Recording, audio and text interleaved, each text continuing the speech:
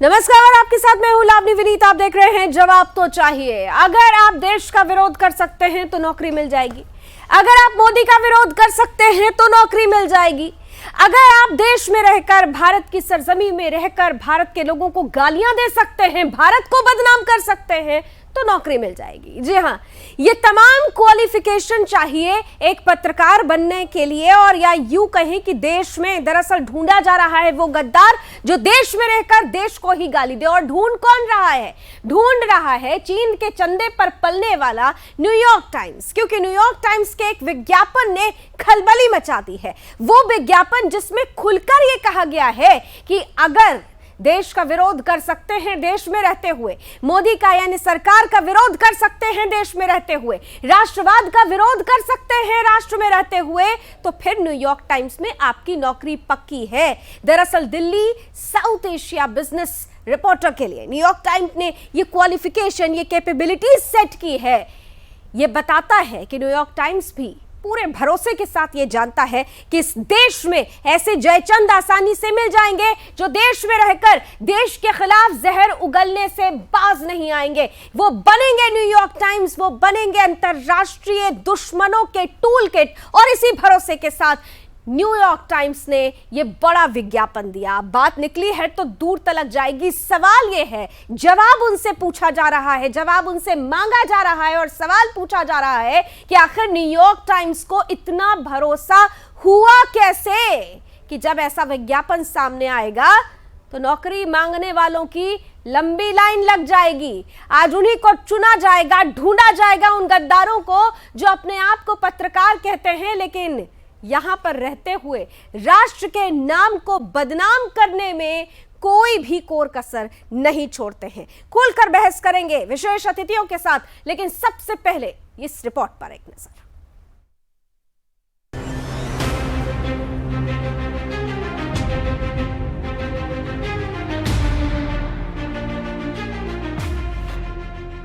अक्सर social media पर job post आते रहते हैं जिसमें कंपनी और पोस्ट से जुड़ी जानकारी दी जाती है, सैलरी बजट मेंशन होता है और कॉन्टैक्ट नंबर दिया जाता है।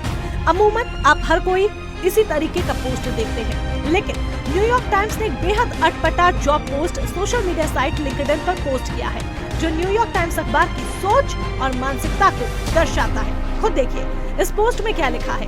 अपने विज्ञापन के जरिए हिंदू विरोधी सोच रखने वाले अखबार प्रबंधन ने साफ बताया है कि जॉब के लिए अभ्यर्थी ऐसा हो जो भारत सरकार के विरुद्ध लिख सके और सत्ता बदली की उनकी कोशिशों में अपना योगदान दे सके। इस जॉब पोस्टिंग में अखबार ने ये लिखा है कि भारत जनसंख्या के मामले में वैसे तो चीन को टक्कर दे रहा है, लेकिन फिर भी विश्व मंच पर बड़ी आवाज बनने की महत्वाकांक्षा रखे हुए है। इसमें आगे प्रधानमंत्री नरेंद्र मोदी के नेतृत्व में चीन के खिलाफ कार्रवाई को भारत का एक ड्रामा कहा गया है जो उनके मुताबिक सीमा और राष्ट्रीय राजधानियों के भीतर चल रहा है। जॉब पोस्ट देखकर और उसमें भारत व भारत सरकार के लिए इस्तेमाल किए गए शब्दों को देखकर लगता है कि जैसे अखबार को भारत से कोई समस्या हो। ये सारे शब्द बताते हैं कि न्यूयॉर्क टाइम्स का मकसद क्या है। सिर्फ इतना ही नहीं, आगे विवादित जॉब पोस्ट में ये भी कहा गया है कि भारत के पीएम मोदी देश के हिंदू बहुमत पर केंद्रित होकर आत्मनिर्भर भारत और मस्कुलर राष्ट्रवाद की वकालत करते हैं। अब देखिए ये वाक्य भी जरा कितना अटपटा है।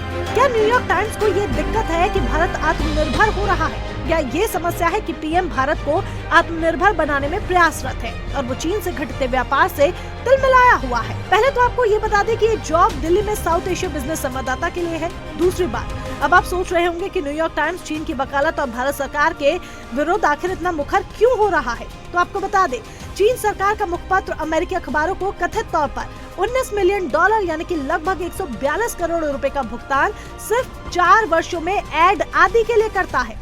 वैसे देखा जाए तो न्यूयॉर्क टाइम्स की मोदी सरकार के प्रति ये जो घृणा है वो कोई नई बात नहीं है। इससे पहले भी कई बार ऐसे प्रयास एनवाईटी की तरफ से किए जा चुके हैं। पोस्ट में भारत की चीन के साथ तुलना और उसमें भी भारत को नीचा दिखाना पूरे प्रोपेगेंडा की पोल खोलता है और बताता है कि ये विदेशी अखबार शिद्दत से घृणा फैलाना चाहता है। अपने हालिया जॉब पोस्ट के विवरण में ऐसी बातों को शामिल करना स्पष्ट तौर पर ये दर्शाता है कि एनवाईटी एक स्पष्ट वैचारिक झुकाव वाले पत्रकारों की तलाश कर रहा है, वो जो अपने कवरेज में हिंदू विरोध दिखाने के लिए आजाद होंगे। तो जहर फैलाना है मकसद, और जहर फैलाने के लिए उनको एक ऐसा हथियार चाहिए जो हमारे देश के अंदर ही बना हो, जिसे हमारे देश के ही लोग चलाएं, अब उनको पत्रकार कहेंगे या गद्दार, ये तो खुद आपको निर्णय लेना होगा। इन सब के बीच क्योंकि बात निकली है और दूर तलक जा रही है, और इसीलिए हमने इस मसले पर सामाजिक और सांस्कृतिक पहलू को भी समेटने की कोशिश की है, और इसीलिए आज हमने किसी भी राजनीतिक प्रतिनिधि को इस मंच पर आमंत्रित नहीं किया। आज हमारे साथ सामाजिक, सांस्कृतिक और पत्रकारिता जगत से जुड़े हुए तमाम विशेष अतिथि हमारे साथ रहेंगे और उनसे समझेंगे, जानेंगे कि न्यूयॉर्क टाइम्स की इस षड्यंत्र के पीछे आखिर उद्देश्य क्या है, और न्यूयॉर्क टाइम्स को इतना भरोसा क्यों है कि जब वो जहर घोलने की कोशिश करेगा तो उस जहर का प्याला उठाने वाले और अपनों को ही वो प्याला देने वाले इस देश में मिल जाएंगे। आइए चर्चा की शुरुआत करते हैं। विशेष अतिथियों का स्वागत करती हूं। चार खास मेहमान हमारे साथ हैं। हमारे साथ जुड़ रहे हैं जाने माने राजनीतिक विश्लेषक और वरिष्ठ पत्रकार डॉक्टर एस.के. दत्ता जी, बहुत बहुत स्वागत। साथ ही साथ हमारे साथ जुड़ चुके हैं जाने माने वरिष्ठ पत्रकार प्रेम कुमार जी, बहुत बहुत स्वागत। हमारे साथ जाने माने राजनीतिक विश्लेषक राहुल लाल जी भी इस पैनल का हिस्सा है, बहुत स्वागत। और साथ ही साथ प्रोफेसर वंदना पांडे, जो प्रोफेसर भी हैं और आरएसएस विचारक भी हैं, वंदना जी भी हमारे साथ जुड़ चुकी हैं, बहुत बहुत स्वागत वंदना जी। मैं डॉक्टर एस.के. दत्ता आपके साथ शुरुआत करना चाहती हूं, क्योंकि जब कभी भी ऐसे विषय सामने आते हैं, जब राष्ट्र विरोध, देश विरोध की बात होती है, जब हिंदू और हिंदुत्व विरोध की बात होती है, तो इन सब चीजों को ले दे के मोदी से जोड़ दिया जाता है, जबकि राष्ट्र सर्वोपरि, ना कोई पार्टी, ना कोई राजनीतिक चेहरा, ना कोई राजनीतिक दल, राष्ट्र धर्म, और इस राष्ट्र धर्म पर ही प्रहार करने की कोशिश की गई है न्यूयॉर्क टाइम्स की तरफ से। सवाल यह है कि न्यूयॉर्क टाइम्स को इतना भरोसा कैसे था कि हमारे राष्ट्र धर्म पर प्रहार करने वाले बहुत लोग मिल जाएंगे यहां पर। डॉक्टर दत्ता, वो इसलिए न्यूयॉर्क टाइम्स को इस चीज की भरोसा है क्योंकि हमारे देश में तो टुकड़े टुकड़े गैंग के लोगों की कमी नहीं है, हमारे देश में नक्सलाइटों की कमी नहीं है, हमारे देश में एंटी नेशनल आपके जितने सारे वाम फ्रंट विचारधारा के लोग हैं उसकी कमी नहीं है। तो नेचुरल है कि न्यूयॉर्क टाइम्स को लगा था कि ऐसा कोई शगुफा अगर छोड़ेंगे तो उसको कहीं ना कहीं पे तुरंत भारत के अंदर लपेटा जाएगा, और मैं समझता हूँ कि इसके पीछे एक दूरगामी षड्यंत्र है। आप अगर इतिहास उठा के देखेंगे, ये केवल न्यूयॉर्क टाइम्स की बात नहीं है या फिर न्यूयॉर्क टाइम्स की परिपक्ष में नहीं है, चाहे वो वॉशिंगटन पोस्ट हो, चाहे वो न्यूयॉर्क टाइम्स हो, चाहे वो बीबीसी हो, चाहे वो CNN हो, ये सब के सब कहीं ना कहीं पे हमेशा एंटी इंडिया पोजीशन रखे हैं और भारत के विरोध में ही इनका कहीं ना कहीं पे सोच रहा है। और ऐसे बहुत सारे विदेशी अखबार है, बहुत सारे ऐसे विदेशी चैनल है जो शुरुआत से लेके अभी तक हमेशा भारत के विरोध में काम किए हैं और षड्यंत्र रचाए हैं। दुर्भाग्यपूर्ण कहना पड़ता है कि ऐसे अंतर्राष्ट्रीय षड्यंत्रों का कहीं ना कहीं पे एक जमावड़ा जो है या फिर एक जो टोली है वो देश के अंदर भी मिल जाता है, और इसीलिए इनके हौसले इतने बुलंद हो जाते हैं ये तमाम अंतर्राष्ट्रीय अखबारों का। पर मेरा सवाल और मेरा जवाब इन लोगों को ये है कि हम लोग क्यों तवज्जो देते हैं ऐसे विदेशी पत्र अखबारों को, ऐसे विदेशी चैनलों को? इनकी क्या औकात है, इनकी क्या वजूद है हमारे भारत के इतिहास के सामने?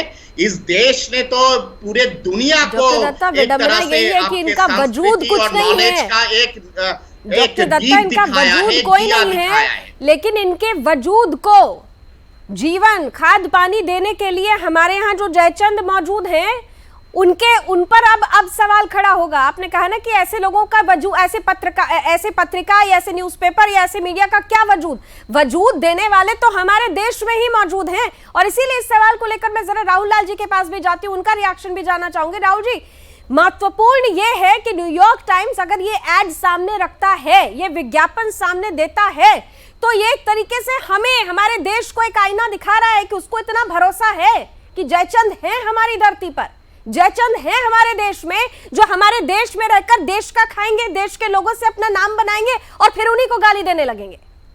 राहुल लाल जी। लावनी जी, बहुत गंभीर मुद्दा को आपने जो है, सबसे पहला चीज कि मोदी जी का विरोध कहीं से भी देश विरोध नहीं है, और उस जो न्यूयॉर्क टाइम्स ने जो विज्ञापन निकाला है उसमें उन्होंने इसको सर्च के रूप में नहीं रखा है। उन्होंने एक तरह से परिस्थितियां बताई है कि भारत में क्या परिस्थितियां चल रही हैं, यहाँ पे किन परिस्थितियों के अंतर्गत काम कर रही है न्यूयॉर्क टाइम्स। न्यूयॉर्क टाइम्स के बारे में एक तरह से देखिए बहुत सारी चीजों से हम लोग उससे सहमत भी होते हैं, असहमत भी होते हैं, लेकिन मुझे तो यह आश्चर्य लगता है कि आज बीजेपी या फिर उसको समर्थन देने वाले लोगों को बहुत बुरा लग रहा है ये विज्ञापन। लेकिन जब यही अखबार माननीय प्रधानमंत्री नरेंद्र मोदी जी के कामों को काफी अच्छा बताता है, उसका सर्टिफिकेट लेके ये लोग साथ में घूमते रहते हैं। जब ये अखबार भारत की सच्चाई को बयान करता है तो फिर ये काफी बुरा लगता है। देखिए, जो भी मीडिया संस्थान है वो अपने अपने नीति के अनुसार वो चीजों का मूल्यांकन करता है, वो उसके मूल्यांकन करने का आधार होता है।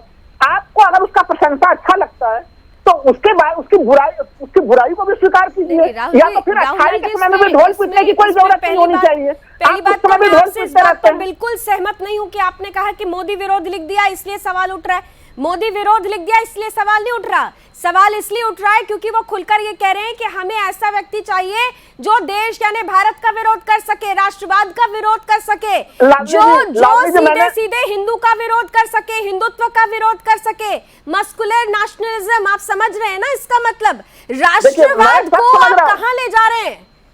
राहुल लाल जी और दत्ता साहब को जरा आमने सामने ले आइए। लावनी जी, मैं जैसे समझा दे रहा हूँ आपको। सबसे पहला चीज उसमें उन्होंने क्या लिखा है कि भारत में एक तरह से हिंदू राष्ट्रवाद को प्रोत्साहन देकर जो लोगों के सामान्य जनमानस के मुद्दे दूर किए जा रहे हैं उस तरफ जा रहे हैं, और ये सच्चाई वाली चीज है। बीजेपी और आरएसएस कौन से मुद्दे हिंदू राष्ट्रवाद को स्थापित करना क्लियर करिए ना, क्लियर करिए कि किस मुद्दे की बात आप कर रहे हैं, ये भी क्लियर करते चलिए। जरा दत्ता साहब और राहुल लाल जी को आमने सामने ले आइए। राहुल लाल जी क्लियर करिए जल्दी से, जनमानस के कौन से मुद्दे? भारतीय संविधान के हिसाब से हम लोग एक धर्मनिरपेक्ष राष्ट्र में है, यह हिंदू राष्ट्र नहीं है। ये हाँ, यह सरकार इसको हिंदू राष्ट्र बनाने का प्रयास कर रही है। नहीं है, सांस्कृतिक दृष्टिकोण से हिंदू राष्ट्र बेशक है। आप भूल गए हैं सुप्रीम कोर्ट के, आप भूल गए हैं सुप्रीम कोर्ट के उस डिसीजन को, जिस डिसीजन में सुप्रीम कोर्ट ने कहा है कि भारत सांस्कृतिक दृष्टिकोण से हिंदू है। ये सुप्रीम कोर्ट की डिसीजन है। आप माननीय कोर्ट भी कहीं ना कहीं पे उसके डिसीजन के ऊपर आप प्रश्न चिन्ह लगा रहे हैं। दुर्भाग्यपूर्ण कहना पड़ता है कि आप जैसे लोगों के चलते ही न्यूयॉर्क टाइम्स या फिर वाशिंगटन पोस्ट या फिर बीबीसी की बाजार चलती है। जब वहां के राष्ट्रपति हेल जीसस क्राइस्ट करके जब शपथ लेते हैं, वो तो कम्युनल नहीं है। वहां के राष्ट्रपति जब कहते हैं कि America is a Christian nation, तब तो कम्युनल नहीं है। वहां के राष्ट्रपति जब कहते हैं कि जीसस क्राइस्ट के पद चिन्हों पे चलेंगे, ईसा के पद चिन्हों पे चलेंगे, तब तो कम्युनल नहीं है। सेक्युलर और सूडो सेक्युलरिज्म, ठीक है, ठीक है, ठीक है। आप दोनों के पास आती हूँ, हमारे साथ हैं प्रेम कुमार जी और प्रोफेसर वंदना पांडे भी हमारे साथ हैं। जरा उनका रिएक्शन भी ले लिया जाए। आप दोनों के पास अब आऊंगी, प्रेम कुमार जी और वंदना जी। ऑडियो में थोड़ी प्रॉब्लम थी इसलिए बाद में अभी थोड़ा देर में आपके पास आई। प्रेम कुमार जी, सेक्युलरिज्म और सूडो सेक्युलरिज्म, इस पर बड़ी लंबी बहस हुई है। बहस इस बात पर हो रही है कि एक विदेशी अखबार इतनी हिमाकत कर कैसे सकता है कि वो ये कहता है कि हमें एक ऐसा पत्रकार चाहिए जो देश का विरोध कर सके, जो राष्ट्र का विरोध कर सके। मोदी विरोध समझ में आता है भाई, चलिए आपने एक पार्टी, मैं बार बार कह रही हूं, इसीलिए देखिए मैंने आज किसी भी पॉलिटिकल पर्सन को यहां पर नहीं रखा है।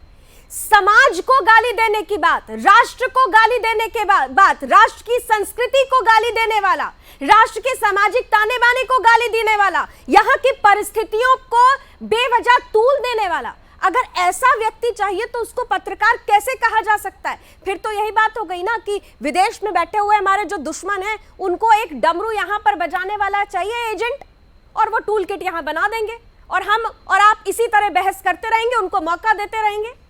प्रेम कुमार जी, देखिए लावनी जी, आपने मुझे एक ऐसी परिस्थिति में डाल दिया है जब मैं अगर आपकी बात को क्रॉस करूं कि नहीं न्यूयॉर्क टाइम्स में ऐसा नहीं ऐसा लिखा है, तो मैं आपकी परिभाषा में मैं देश के विरोध में खड़ा हो जाता। तो मेरे लिए तो मजबूरी हो गई लावनी जी कि मैं आंख मूंद कर आपकी बात। आप स्वतंत्र हैं, ये हमारे देश की खूबसूरती है कि यहाँ स्वतंत्रता दी जाती है कि भारत माता के विरोध में भी बोल दिया जाता है। ये हमारे देश की खूबसूरती है सर। हम लोकतंत्र लोकतंत्र चिल्लाते हैं ना, तो हमें तो थैंक यू बोलना चाहिए अपनी डेमोक्रेसी को कि यहाँ हर तरीके के लोग एक्सेप्ट है। लेकिन आप वरिष्ठ पत्रकार के रूप में हैं, आप स्वतंत्रता के साथ अपनी राय यहाँ पर रखिए। लावनी जी, भारत माता के विरोध में बोलना लोकतंत्र की खूबसूरती नहीं हो सकती है, पहली बात। मैं ये कहना चाहता हूं कि अमेरिका के साथ हमारे देश के जो संबंध रहे हैं, हमेशा से अमेरिका हिंदुस्तान के खिलाफ में रहा है। वह हमारे देश पर प्रतिबंध लगाने वाला देश है। आपको याद होगा अटल बिहारी वाजपेयी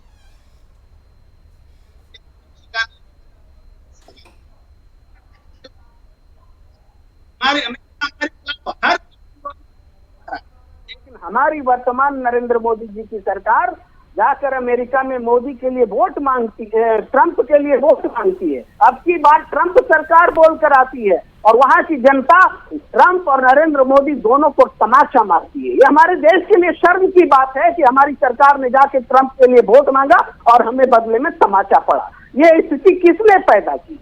ये इस देश के सम्मान को गिरवी किसने रखा? ये है। अब हम एक अखबार हमारे खिलाफ बोल रहा है, हमारी सरकार के खिलाफ बोल रहा है, तो हम उस पर चर्चा कर रहे हैं। क्या हमारे देश के अखबार नहीं बोल रहा है? पहले आप लोग क्लियर हो जाइए। वो ये कह रहा है कि हमारे देश में, हमारे आपके बीच में ऐसे जयचंद हैं जो उनके पैसे पर पलेंगे, जो इस देश में उनका पैसा लेंगे और इस देश को गाली देंगे। प्रेम जी, ये क्या स्वीकारेंगे? ये आप स्वीकारेंगे कि आपके देश को कोई खुलकर गाली दे? मैं मोदी विरोध को साइड कर देती हूँ, लेकिन देश विरोध को कैसे साइडलाइन कर दूं? राष्ट्रवाद विरोध को कैसे साइडलाइन कर दूं? हिंदू विरोध को कैसे साइडलाइन कर दूं? मैं उस कंटेंट पर आता हूँ जो विज्ञापन दिए गए। उसमें कहीं लिखा है कि नरेंद्र मोदी के खिलाफ में लिखना जरूरी है नौकरी देने के लिए? कहीं लिखा है कि देश के खिलाफ? लेकिन मुझे पता है नहीं लिखा, लेकिन मैं बोलूंगा तो आप कहेंगे कि मैं न्यूयॉर्क टाइम्स से पक्ष में बोल रहा हूँ। यहाँ तक कि ये भी कहा गया कि अगर कोई एफआईआर भी है उसके बावजूद भी आप अप्लाई कर सकते हैं। तो वो मांग क्या रहे पत्रकार? आप लोग तो पत्रकार, आप सभी पत्रकार हैं, पत्रकारिता की ये क्वालिफिकेशन तो नहीं होती सर। लावनी जी, इस डिबेट का सबसे खराब पहलू ये है कि इस देश में पत्रकार को कौन देश विरोधी पत्रकार है, अब इसकी खोज हो रही है।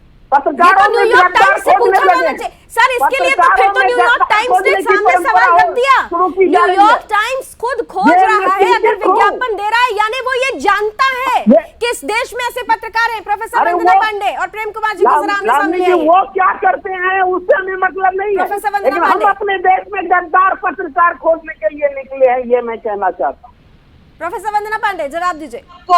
लावनी जी, मेरी आवाज आ रही है आपको? अब आ रही है मैम, बिल्कुल आ रही है। ऐसा है लावनी जी कि आज के आपकी चर्चा का जो विषय है वो है न्यूयॉर्क टाइम्स के संदर्भ में।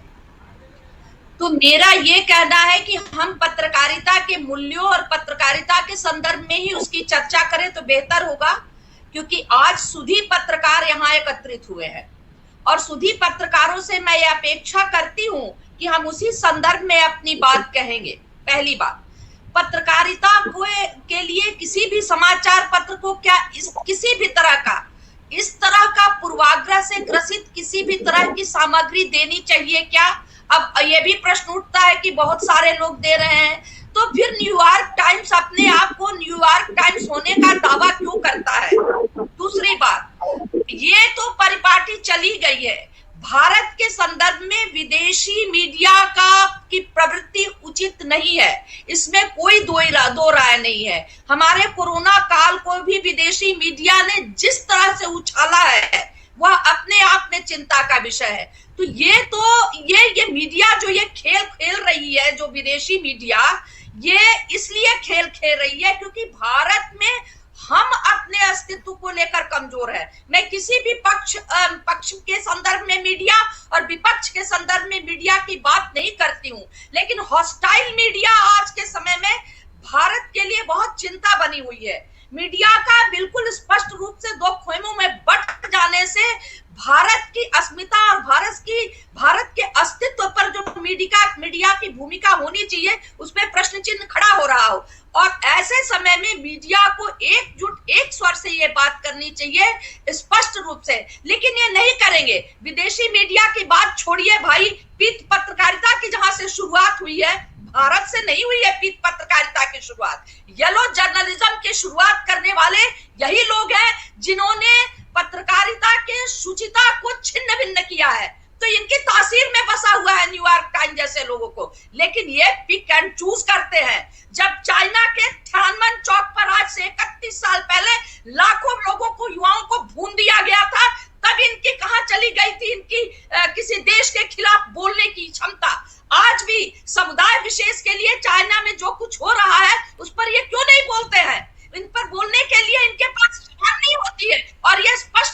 राहुल लाल जी कह आपने रहे हैं शायद उस समय का रिसर्च नहीं किया। मैंने 1989 के बड़े महत्वपूर्ण घटना का 1989 के घटना का आपने जिक्र किया है और 1989 के फिनलैंड स्क्वायर का काफी ज्यादा विरोध हुआ था, चाहे वो भारतीय मीडिया हो चाहे वो पश्चिमी मीडिया हो।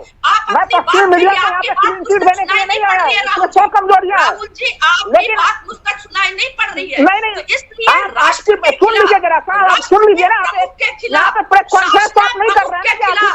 आपका जवाब मैंने ले लिया, आप जरा जवाब हमारी ले लीजिए। सबसे महत्वपूर्ण चीज, आप यहाँ पे कभी भी मीडिया एक ऊंचाई कैसे दे सकती है? मीडिया मीडिया का एक सुर होना चाहिए। आप कह रहे थे कोरोना काल में गलत मीडिया ने चित्रण किया, अरे पूरा का पूरा गंगा नदी, माँ गंगा जो पवित्र गंगा है वो लाखों से पड़ रही है और कुछ कोई शिकायत ना करे। ठीक है, भारतीय मीडिया ने भारत में स्वतंत्र मीडिया थी, उसमें भी उसके बारे में उसको संकेत लिया। आपको क्या उसमें आपको दुख नहीं हुआ? पूरा प्रयागराज में जहाँ पे जो लोग हिंदुत्व की बात करते हैं, उस हिंदुत्व की बात करने वालों के समय में प्रयागराज में हिंदुओं के लाशों को दफनाया गया। जो लोग कब्रिस्तान और शमशान की राजनीति करते थे उस समय ये घटना घटी, उनको कैसे रामनवमी के कपड़ों को छीना दिया, ये सारे दृश्य थे। अगर ऐसे दुखद दृश्य होंगे तो इतना तो तय है, ठीक है, इतना तो तय है, इतना तो तय है, ठीक है, ठीक है राणा जी, एक सेकंड, इतना तो तय है दत्ता साहब, इतना तो तय है। देखिए इस तरीके का, ठीक है प्रोफेसर वंदना, मैं आपके पास आ रही हूँ, प्लीज मैं आ रही हूँ आपके पास, क्योंकि प्रेम कुमार जी भी हैं और डॉक्टर दत्ता भी हमारे साथ है। डॉक्टर दत्ता, इतना तो तय हो गया है कि जब अगर न्यूयॉर्क टाइम्स ऐसा विज्ञापन निकालकर सामने रख रहा है तो हमको इतना भरोसा तो हो गया कि उसे इतना भरोसा है कि हमारे देश में गद्दार हैं।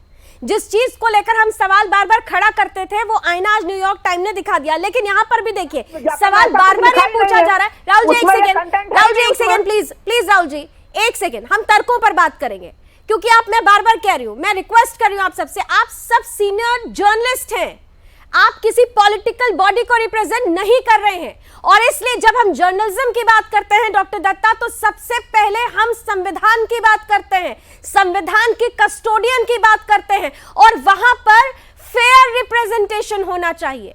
फेयर रिप्रेजेंटेशन में जैसा कि अभी वंदना जी ने कहा कि आप दो खेमों में बट गया है, ये खेमेबाजी शुरुआत कैसे हो गई?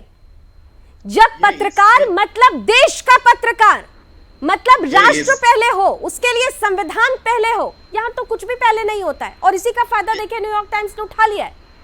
बिल्कुल, New York times, Washington post, BBC, ये तमाम जितने सारे संस्थाएं हैं ये तो हमेशा इस तरह के फायदा उठाते हैं और ये इसलिए आप दो धारा में लग रहा है कि हिंदुस्तान के अंदर बटा हुआ है क्योंकि पहले तो मीडिया में कहीं ना कहीं पे आपके जितने सारे वाम फ्रंट के लोग हैं या फिर लेफ्ट विचारधारा के जितने सारे लोग हैं उन लोगों का दबदबा था और वो जैसे चाहते थे, जिस हिसाब से चाहते थे मीडिया को चलाते थे।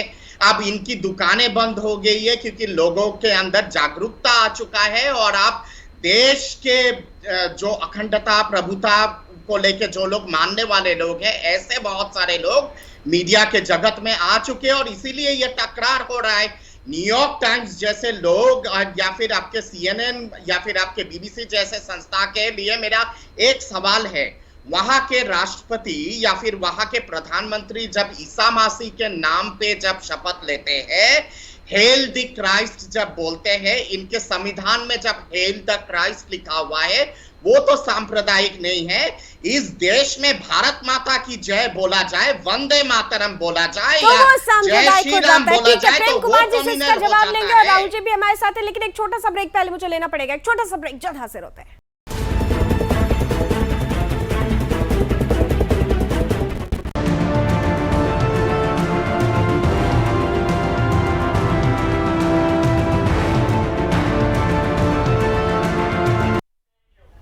तो भारत में रहते हुए भारत को गाली देने वाले पत्रकार की जरूरत है न्यूयॉर्क टाइम्स को और इसीलिए सवाल ये पूछा जा रहा है कि न्यूयॉर्क टाइम्स को इतना भरोसा है कैसे कि हमारे देश में वो लोग हैं जो भारत में ही रहेंगे और भारत के खिलाफ ही जहर उगलेंगे। इसीलिए इस चर्चा को हम महत्वपूर्ण बना रहे हैं क्योंकि आज इस चर्चा से एक बड़ा जवाब न्यूयॉर्क टाइम्स को भी जाना चाहिए। प्रेम कुमार जी, एक बड़ा जवाब उन अंतरराष्ट्रीय षड्यंत्रकारियों को जाना चाहिए कि तुम जितना भी जहर घोलने की कोशिश करोगे हम उस जहर का प्याला नहीं उठाएंगे।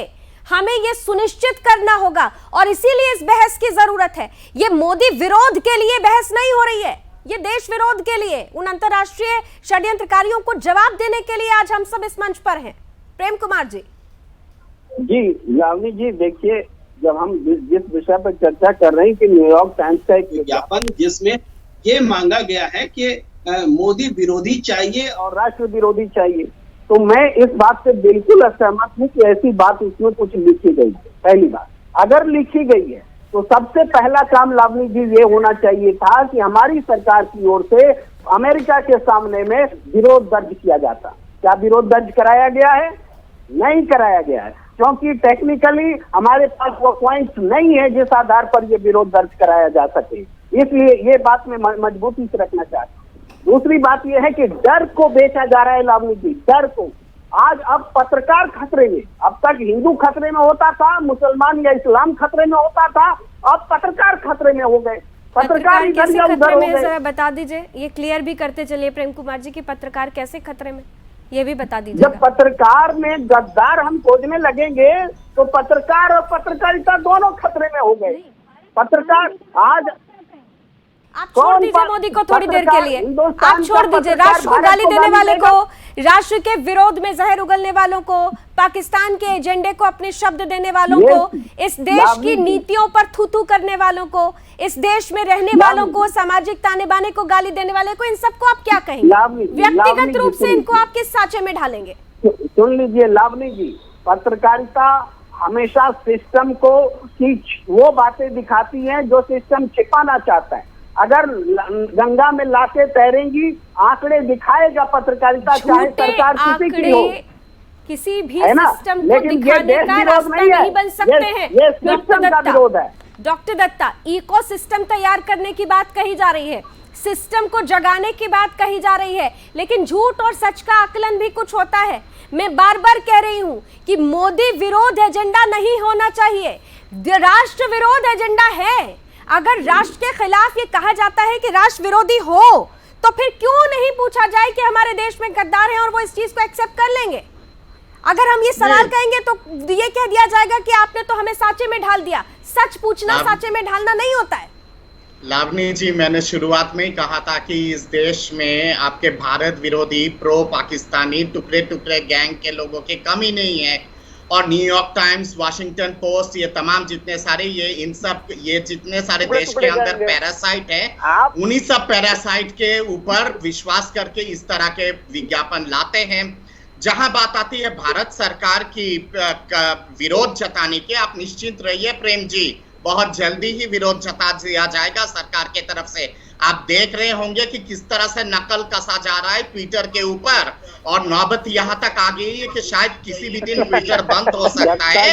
तो ये जो सरकार है, ये बहुत ही सक्षम सरकार है, वो पुराने गांधारों वाली सरकार नहीं है, सबसे ज्यादा ट्विटर से फॉलोअर्स इंडिया में इसलिए निश्चिंत रहिए आप। और जहाँ बात आती है इस तरह के लोगों का, इस तरह का लोगों का तो भंडार है इस देश के अंदर, चाहे वो रविश हो, चाहे वो राजस्थान हो, तमाम जितने सारे ऐसे बहुत सारे मिल जाते हैं। तो इसीलिए New York times Rahul ji,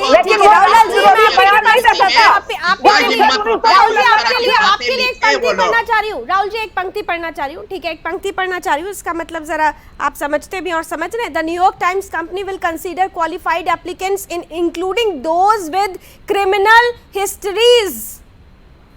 what is this? मतलब कोई अपराधी होगा उनको वो भी चलेगा, जिस पर एफआईआर लॉन्च किया होगा वो चलेगा। अपराधी यानी कि वो अपराधी जो देश के खिलाफ जहर उगले, वो उनकी नजर में पत्रकार है। आपकी नजर में वो पत्रकार होगा क्या? सुन लीजिए उसका मतलब क्या, मैं बता दे रहा हूं। न्यूयॉर्क टाइम्स साबित कर रहा है कि वो अपने आप में क्रिमिनल संस्था है। ये उसको क्रिमिनल्स चाहिए, जर्नलिस्ट नहीं चाहिए, क्रिमिनल्स चाहिए। न्यूयॉर्क टाइम्स अपने आप में क्रिमिनल संस्था है, कोई कमी नहीं है, ये सच्चाई है। ये अपने विज्ञापन से उसको झुकाने के लिए अपने सिर लगाते हैं, वैसे पत्रकारों को भी आवाज देने का प्रयास चाहिए, पहली चीज। और दूसरी चीज, देखिए यहाँ पे बार बार आरोप लगाया जा रहा है कि वो न्यूयॉर्क टाइम्स भारी मात्रा में विज्ञापन लेता है। अरे न्यूयॉर्क टाइम्स को तो हम लोगों ने वोट नहीं दिया है, लेकिन जब हमारे 22 से ज्यादा जवान शहीद हो गए थे सीमा पे, और जब हम लोगों ने शपथ लिया था कि चीन के साथ हम भुगतान संतुलन की समस्या को खत्म करेंगे, अरे आपने क्या किया? चीन को नुकसान का प्रतिबंध लगाया, आपने तो दत्ता दी 90% से ज्यादा आयात में वृद्धि कर ली, व्यापार घाटा पहले से ज्यादा बढ़ चुका है, चीन हमारा सबसे बड़ा ट्रेड पार्टनर बन चुका है, इस दुनिया में रह रहा है। अरे न्यूयॉर्क टाइम्स के ऊपर कार्रवाई, न्यूयॉर्क टाइम्स क्या करता है नहीं करता वो बात की बात है, लेकिन हम लोगों ने चीन के ऊपर क्या कार्रवाई की? हमें जवाब देनी होगी।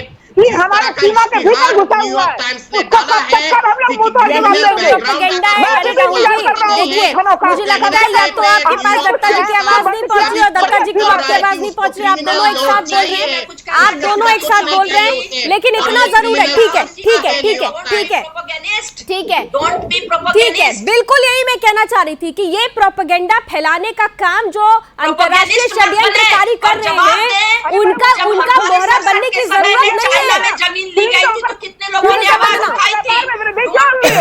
जब चीन हमारे साथ सीमा पर मुचौली खेल रहा है, तो फिर हमारे निर्यात में अब तक का सबसे ज्यादा निर्यात में क्यों वृद्धि हो गई?